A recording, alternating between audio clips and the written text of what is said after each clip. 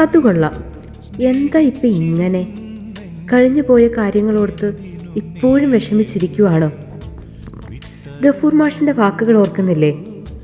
വേദനിപ്പിച്ച മനുഷ്യരിലേക്ക് ഒരിക്കൽ തിരികെ ചെല്ലാൻ നമുക്ക് സാധിക്കണം. ജീവിതം പഠിപ്പിച്ചു തന്നതിന് നന്ദി പറഞ്ഞ് അവർക്ക് കൈ കൊടുക്കണം. നമ്മൾ ഒരുപാട് കരഞ്ഞ് തളർന്നിരുന്ന നമ്മുടെ ആ പഴയ മുറിയുണ്ടല്ലോ, അവിടേക്കൊന്ന് മടങ്ങിയെത്തണം.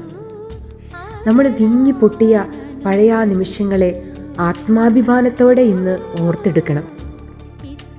ധീരമായ കണ്ണുകളോടെ ജീവിതത്തിലേക്ക് തിരികെ നടക്കണം. ജയിക്കാനുള്ള നിന്റെ തീരുമാനത്തേക്കാൾ വലിയ മോട്ടിവേഷൻ ചുറ്റുമുള്ള ഒന്നിനും ആർക്കും തരാൻ കഴിയില്ലെന്ന ഉറച്ച ബോധ്യം നമുക്കുണ്ടാവണം. ജീവിതം ഒന്നല്ലേ ഉള്ളൂ, ചുമ്മാതങ്ങ് ചിരിക്കടോ, ജീവിതം പൊളിയല്ലേ.